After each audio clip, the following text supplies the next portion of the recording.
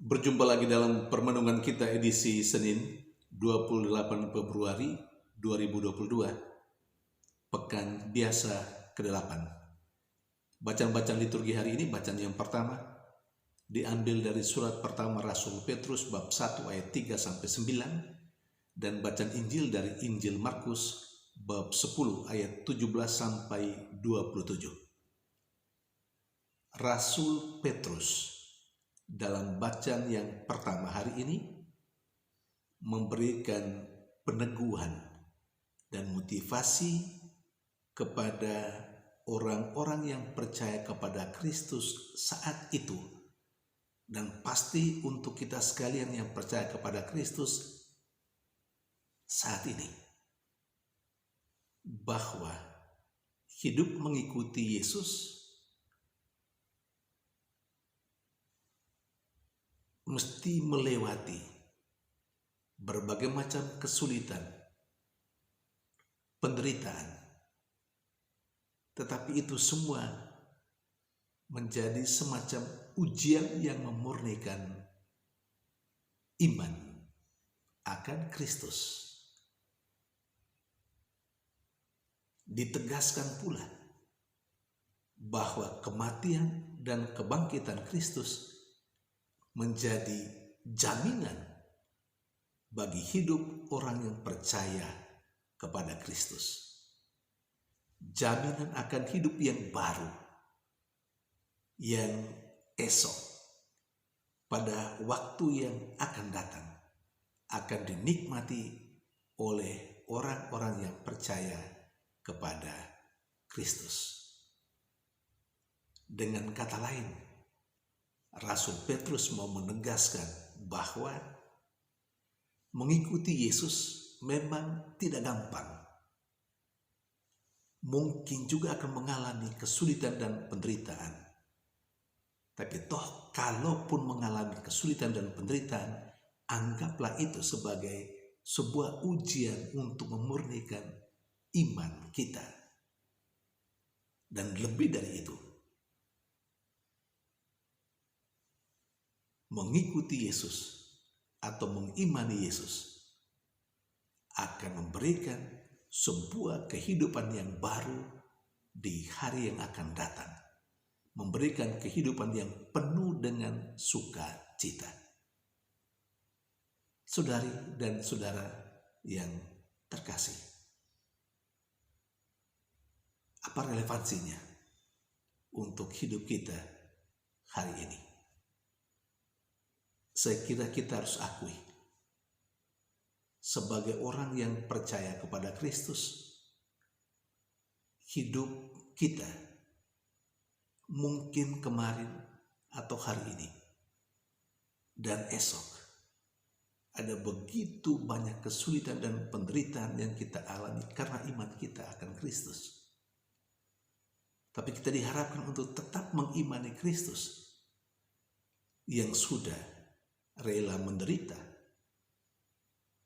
mati, dan kemudian bangkit untuk kita. Mengapa? Karena kematian dan kebangkitan Kristus, sekali lagi, itu menjadi jaminan kehidupan kita yang baru di hari dan masa yang akan datang. Hidup kita tidak saja untuk hari ini, tapi juga untuk hari esok. Maka kalau hari ini kita mengalami seperti yang sudah saya katakan tadi, tetaplah teguh dalam iman akan Kristus itu, karena iman akan Kristus membawa kita kepada sukacita abadi, hidup bersama dengan Tuhan sendiri. Karena itu, jangan pernah meninggalkan dan menanggalkan iman yang sudah kita miliki saat ini, seperti apapun kesulitan kehidupan kita. Ini penting. Yang kedua, dari bacaan Injil kepada kita diingatkan bahwa untuk memperoleh kehidupan yang kekal itu tidak hanya sekedar mengetahui hukum Tuhan. Supaya memperoleh kehidupan yang kekal, pertama, orang harus percaya kepada Kristus. Artinya menjadikan Kristus sebagai Dia yang memberikan kehidupan. Kepercayaan yang penuh kepada Kristus yang menjamin kehidupan itu. Bukan yang lain, bukan harta dan kekayaan yang menjamin kehidupan yang kekal untuk orang yang percaya kepada Kristus. Dan hal itu ditegaskan dengan sangat jelas dalam jawaban Yesus kepada seseorang yang sambil berlari datang kepada Yesus dan bertanya, apa yang harus kuperbuat supaya memperoleh kehidupan yang kekal? Yesus secara perlahan namun pasti mengajak dia untuk kembali kepada hukum-hukum Tuhan yang diberikan kepadanya, yang dia ketahui.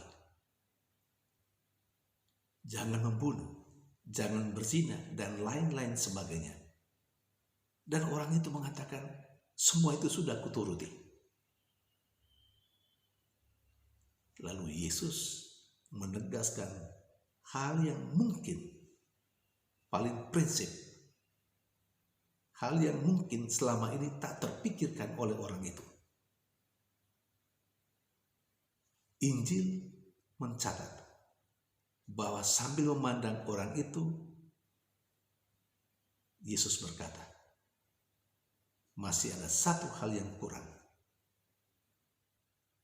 Jualah segala harta milikmu, berikanlah itu kepada orang miskin, lalu datanglah kepadaku dan ikutlah aku. Saudari dan saudara terkasih, kalau mau memperoleh keselamatan, persis seperti yang dikatakan Yesus kepada orang itu, pertama-tama mengimani Yesus, menjadikan Yesus, menggantungkan seluruh hidupnya kepada Yesus yang memberikan kehidupan. Dan yang kedua, membagi-bagikan harta kekayaan kepada sesama, kepada orang-orang miskin, lalu mengikuti Yesus. Singkatnya,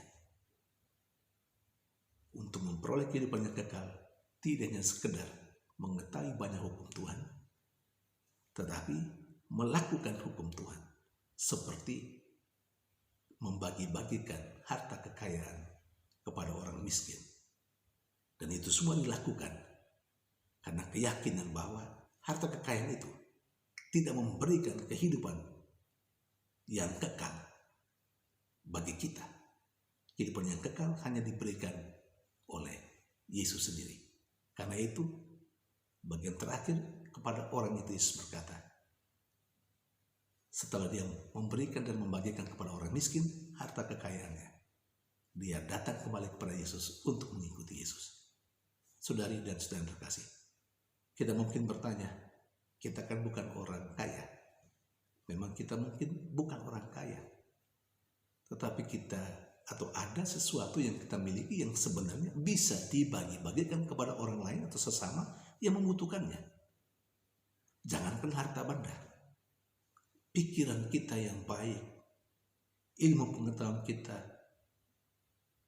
kesempatan, itu apa yang ada pada kita yang mestinya juga dibagi-bagikan untuk sesama yang ada di sekitar kita yang membutuhkan perhatian dan cinta kita.